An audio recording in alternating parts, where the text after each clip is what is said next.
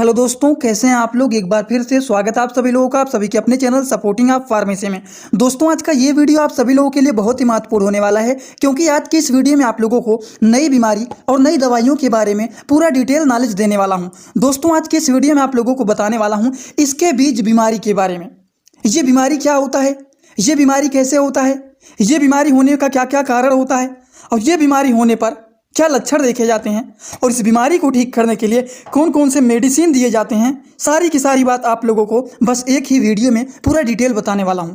दोस्तों, आज का वीडियो बहुत ही महत्वपूर्ण है, क्योंकि आज के इस वीडियो में एक नई बीमारी के बारे में आपको बताने वाला हूं। तो अगर आप मेडिकल के छात्र हैं, प्रैक्टिस करने वाले छात्र हैं, तो कोशिश करना कि एक बार इस वीडियो को पूरा जरूर देख लेना। तो चलिए वीडियो को स्टार्ट करते हैं बिना देर किए हुए। लेकिन स्टार्ट करने से पहले एक महत्वपूर्ण सूचना यह है कि सपोर्टिंग आप फार्मेसी के इस चैनल पर यह वीडियो बनाया जाता है केवल और केवल मेडिकल छात्रों के नॉलेज के लिए। कोई भी दवा अपने से ना इस्तेमाल करें बिना डॉक्टर की सलाह के। दोस्तों, सबसे पहली बात यहाँ पर यह आता है, ये स्कैबिज बीमारी होता क्या है, ये स्कैबिज बीमारी क्या होता है। अब आप लोगों ने यहाँ पर इस इमेज को देखा होगा तो कहीं ना कहीं आपको लग गया होगा कि ये हमारे त्वचा से संबंधित ही बीमारी है। तो दोस्तों, ये स्कैबिज जो होता है ये एक त्वचा का रोग होता है, जो कि सैक्रोप्टस स्कैबिवेर होमिनियस माइट के कारण होता है। ये छोटे छोटे कीड़े की तरह होते हैं, जो कि आपके त्वचा के अंदर सुरंग बनाते हैं, और बनाने के बाद ये छोटे छोटे लाल धब्बे की तरह बनने लगते हैं। और जो ये लाल धब्बे की तरह बन जाता है, ये बहुत तेज़ी से खुजली होना स्टार्ट हो जाता है, और इस प्रकार के बीमारी को बोलते हैं स्कैबिज। समझ गए आप लोग। दोस्तों, ये एक ऐसा बीमारी है कि अगर किसी को भी ये बीमारी हो गया है, और अगर कोई भी व्यक्ति उनके साथ रह रहा है, जैसे मान लीजिए दो भाई हैं यहाँ पे, ठीक, दो भाई यहाँ पे हैं, एक यहाँ पे है और एक यहाँ पर है, दोनों लोग एक साथ रहते हैं। अब इसको ये बीमारी हो गया है स्कैबियस, तो ये भी इसके साथ रहता है, तो इसको भी ये बीमारी हो सकता है।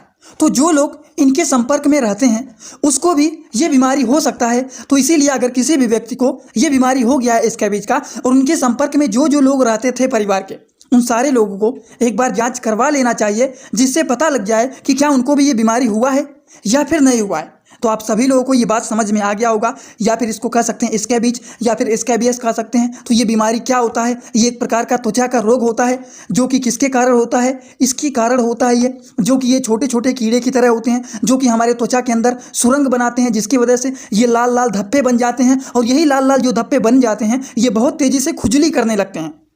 और ये जो बीमारी होता है ये बहुत तेज़ी से अपने आसपास के लोगों में फैल जाता है। इसीलिए अगर किसी को ये बीमारी हो जाता है तो उनके आसपास जाने से बचना चाहिए, और अगर किसी को ये बीमारी हो गया है तो अपने आसपास लोगों को नहीं आने देना चाहिए, क्योंकि इसके आसपास आने से लोगों को ये बीमारी बहुत तेज़ी से फैल जाता है। एक बात और, अगर किसी को भी ये स्कैबियस या फिर स्कैबिज का बीमारी हो गया है दोस्तों, तो अगर वो नहाते हैं तो जितने कपड़े उन्होंने निकाला है उस कपड़े को पानी में उबाल करके तब उसको धुलना चाहिए, जिससे कि वो बीमारी किसी और को ना फैले।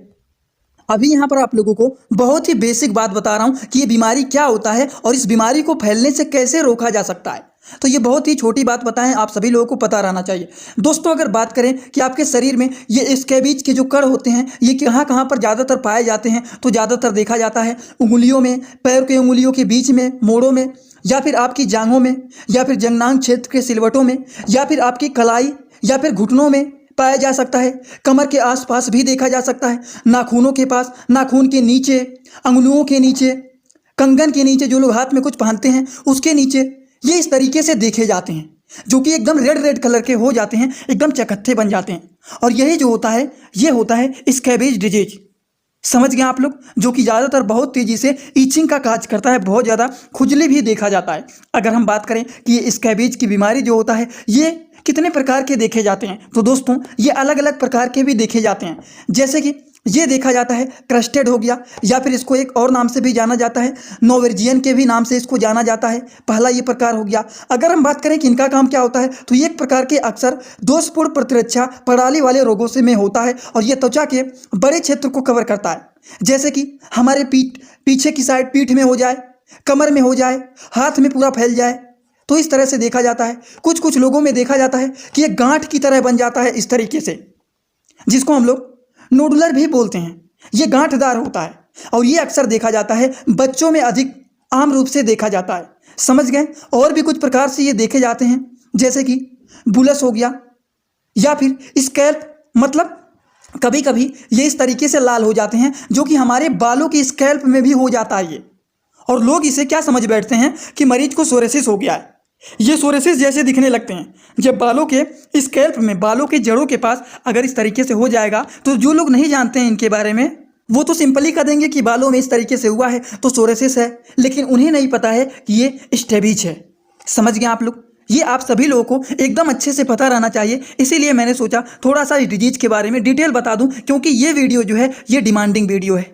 किसी ने चैनल पे कमेंट किया था इस डिजीज के बारे में थोड़ा सा डिटेल नॉलेज दे दिया जाए और इसका क्या ट्रीटमेंट होता है वो बता दिया जाए और इस बीमारी को फैलने से कैसे रोका जाए उसको बता दीजिए। तो आप सभी लोग ध्यान से इस नई बीमारी के बारे में समझिए एकदम आसान भाषा में। अगर हम बात करें ये स्टेबिज बीमारी जो होता है ये होने का क्या कारण होता है, तो दोस्तों ये बीमारी होने का कारण अगर हम बात करें तो मनुष्यों में स्टेबिज पैदा होने का वाला ये 8 पैरों वाला जो घुन नहीं होता है, सूक्ष्म होता है, उनके मादा घुन जो होते हैं वो आपकी पैरों के नीचे या फिर आपके त्वचा के नीचे दब जाती हैं और वो दबने के बाद सुरंग बनाने लगती हैं और सुरंग बनाने के बाद वहाँ पर वो अपने अंडे को जमा करने लगती हैं और धीरे धीरे करके उनकी संख्या बढ़ने लगता है। उसके बाद हमारा त्वचा वहाँ पर स्वेलिंग होने लगता है, लाल होने लगता है और वहाँ पर खुजली होने लगता है।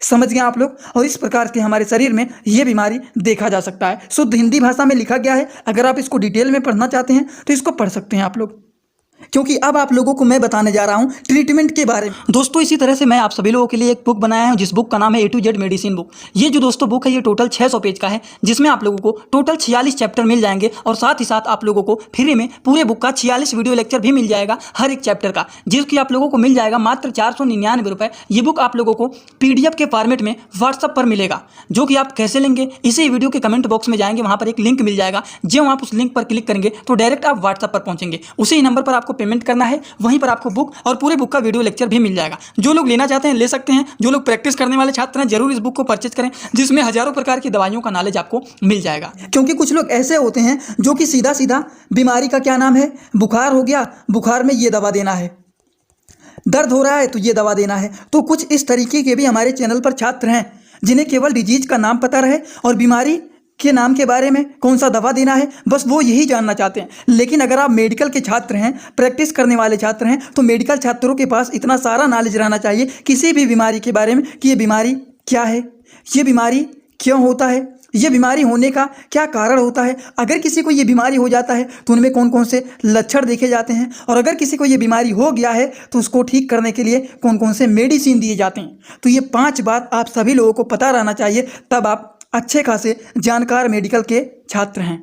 तो इतनी बात आप लोगों को पता रहना चाहिए। तो चलिए दोस्तों अब हम लोग बात करने जा रहे हैं इलाज के बारे में, ट्रीटमेंट के बारे में, कि अगर किसी को ये बीमारी हो जाता है तो इसका क्या इलाज होता है। तो दोस्तों इस केसेस में इस्तेमाल किया जाता है परमेथ्रिन क्रीम या फिर परमेथ्रिन लोशन। ये परमेथ्रिन क्रीम या फिर परमेथ्रिन लोशन की बात करें तो ये एक ऐसा क्रीम होता है जो कि चेहरे को छोड़कर, मतलब फेस को छोड़ करके आप शरीर में कहीं पर भी ये अगर बीमारी हुआ है, लाल हो गया है, खुजली हो रहा है, तो उस जगह पर आप चेहरे को छोड़ करके, क्यों चेहरे को छोड़ करके, क्योंकि अगर ये आंखों में चला जाता है तो कुछ नुकसान भी हो सकता है, इसीलिए अपने चेहरे को छोड़ करके शरीर में आप कहीं पर भी इस क्रीम का इस्तेमाल कर सकते हैं। इस क्रीम को चेहरे को छोड़ करके शरीर में सभी जगह पर लगाया जा सकता है, क्योंकि यह आंखों में जाने से कुछ नुकसान भी कर सकता है, इसीलिए आंखों में, नाकों में, मुंह में जाने से इसको बचाया जाता है और इसीलिए इसको फेस पे लगाने के लिए नहीं बोला जाता है। समझ गए? इसको कब लगाया जाता है? इसको रात में सोते समय लगाना चाहिए और रिपीट अगर करना है। अगर इसको आपने एक बार लगाया, जैसे मंडे को लगाया, तो अगले मंडे को दोबारा लगाना है। समझ गए? तो 7 दिन का गैप दिया जाता है। अच्छा, अब आपके मन में ये सवाल होगा, ये बीच में गैप दिया जा रहा है तो इसके बीच में क्या वैसे ही छोड़ देना है? बिल्कुल नहीं। पहले तो परमेथ्रिन क्रीम को लगाना है जिस जगह पर यह हुआ है, उसके बाद अगले दिन से आपको क्या करना है, अगले दिन से आपको बेटामेथासोन का क्रीम या फिर कह सकते हैं लोशन जो आता है उसको लगाया जाता है। परमेथ्रिन लोशन लगाने के अगले दिन से 5 दिन तक लगातार ये बेटामेथासोन जो है, इस बेटामेथासोन को परमेथ्रिन लोशन लगाने के बाद 5 दिन तक लगातार इसको सुबह और शाम इसको लगाया जाता है, 5 से 6 दिन तक लगातार। उसके बाद फिर 7वें दिन आप परमेथ्रिन लोशन को लगा सकते हैं। यही आपको बता रहे हैं कि जो आपको पहले ये परमेथ्रिन लोशन बताया है ना, तो देखिए सबसे पहले परमेथ्रिन लोशन को लगाना है, उसके बाद गैप देना है, 7 दिन का। ठीक, दूसरा जो बताए हैं इसको लगाने के नेक्स्ट डे से, अगले दिन से लगाना है बीटामेथासोन लोशन को, और लगातार इसको 5 से 6 दिन तक मॉर्निंग एंड इवनिंग, सुबह और शाम इसको लगाना है, और फिर 7वें दिन इसको आप लगा सकते हैं। तो इस तरीके से ये दोनों लोशन को लगाया जाता है, जिससे काफ़ी ज़्यादा हेल्पफुल होता है और मरीज का ये चीज़ ठीक हो जाता है। लेकिन बात आता है यहाँ पर कि अगर मान लीजिए मरीज को बहुत ज़्यादा ईचिंग होता है, अगर मान लीजिए पेशेंट को ईचिंग हो रहा है बहुत ज़्यादा, मतलब खुजली हो रहा है बहुत ज़्यादा, तो खुजली से राहत पाने के लिए उसको कुछ तो मेडिसिन देना पड़ेगा, क्योंकि खुजली हो रहा है बहुत ज़्यादा, लोशन आप ऊपर से लगा रहे हैं और अंदर से बहुत ज़्यादा खुजली हो रहा है, तब इसको कैसे ठीक किया जाए? तो दोस्तों, खुजली को ठीक करने के लिए दिया जाता है लिवोसिट्रीजिन टैबलेट। लिवोसिट्रीजिन जो टैबलेट है ये 5 mg का टैबलेट है, जो कि एक प्रकार का इंडियन फार्माकोपिया का ये मेडिसिन है। अगर हम बात करें कि ये फार्माकोपिया क्या है, तो ये फार्माकोपिया देखा जाता है 3 कैटेगरी में, जैसे कि IP हो गया, BP हो गया, USP हो गया। तो ये सारी चीज़ का क्या मतलब होता है? तो अगर किसी भी दवाइयों के नाम के बगल में IP लिखा गया है तो इसका मतलब ये दवा इंडियन फार्माकोपिया का है। BP लिखा गया है तो इसका मतलब ये दवा ब्रिटिश फार्माकोपिया का है। और अगर मान लीजिए दवा के नाम के बगल में USP लिखा गया है तो इसका क्या मतलब होता है? इसका मतलब होता है कि ये दवा यूनाइटेड स्टेट फार्माकोपिया का है। समझ गए आप लोग? तो इसी तरीके से आप देख सकते हैं यहाँ पर लिखा गया है लिवोसिट्रीजिन टैबलेट, जो कि इंडियन फार्माकोपिया का मेडिसिन है। 5 mg का ये टैबलेट है, जो कि ये लिवोसिट के नाम से ज़्यादातर जाना जाता है। समझ गए आप लोग? अगर हम बात करें कि लिवोसिट्रीजिन का काम क्या होता है, तो लिवोसिट्रीजिन यूज किया जाता है for the treatment of itching, मतलब अगर किसी को शरीर में खुजली बहुत ज़्यादा हो रहा है, शरीर में एलर्जी हो गया है, तो इन सारी चीज़ों को ठीक करने के लिए लिवोसिट्रीजिन टैबलेट का इस्तेमाल किया जाता है। अगर आप डोज की बात करें कि इसको कितने डोज में दिया जाता है, तो आप इसको डोज में दे सकते हैं according to the patient condition, OD से BD। क्या मतलब होता है? दवाइयों के डोज को 60 वर्ड में लिख दिया जाता है, जैसे कि OD हो गया, BD हो गया, TDS हो गया, या फिर QID हो गया। और एक और होता है SOS। देखिए, OD का मतलब होता है कि दवा को दिन भर में 1 बार खाना है, BD का मतलब होता है कि दवा को दिन भर में 2 बार खाना है, TDS का मतलब होता है दवा को दिन भर में 3 बार खाना है, QID का मतलब होता है दवा को दिन भर में 4 बार खाना है, और SOS का मतलब होता है जब ज़रूरत पड़े तब। अगर मान लीजिए हमारे शरीर में ईचिंग नहीं हो रहा है, खुजली नहीं हो रहा है, हमारे शरीर में एलर्जी नहीं हुआ है, तब हम दवा का नहीं इस्तेमाल करेंगे। लेकिन अगर हमारे शरीर में ईचिंग हो रहा है, एलर्जी हुआ है, तो SOS मेडिसिन जो होता है वो जब ज़रूरत पड़ता है तब इस्तेमाल किया जाता है। समझ गए? ये शॉर्टकट वर्ड आप लोगों को पता रहना चाहिए, सभी लोगों को, क्योंकि आप सभी लोग मेडिकल के प्रैक्टिस करने वाले छात्र हैं। तो समझ गए आप लोग? अगर आप लोगों को मैंने बताया स्टेबीज किसी को हो गया है तो उसको परमेथ्रिन क्रीम लगाया जाता है, परमेथ्रिन लोशन भी खा सकते हैं, इसको लगाया जाता है और 7 दिन का गैप दिया जाता है। एक बार लगाने के बाद 7 दिन बाद इसको रिपीट किया जा सकता है। समझ गए आप लोग? उसके बाद इसके बीच में परमेथ्रिन क्रीम लगाने के बाद बीटामेथासोन का क्रीम या फिर लोशन लगाया जाता है, जो कि 5 से 6 दिन तक इसको लगातार सुबह और शाम को लगाया जाता है। इतना बात समझ गए आप लोग? जिससे ये बीमारी ठीक हो जाए। आई होप आप सभी लोगों को आज का वीडियो पसंद आया है। अगर आज आपका वीडियो आप लोगों को समझ में आया है तो आप सभी लोग कमेंट बॉक्स में आइए और अपना फीडबैक जरूर दीजिए कि आज का वीडियो आप सभी लोगों को कैसा लगा। एक नई डिजीज के बारे में पहली बार इस चैनल पर मैं इस बीमारी के बारे में बता रहा हूँ, क्योंकि एक नए छात्र आए थे जिन्होंने कमेंट भी किया था कि इसके बारे में बताएं, तो मैंने सोचा आज इसी ही टॉपिक पर मैं वीडियो बना देता हूँ।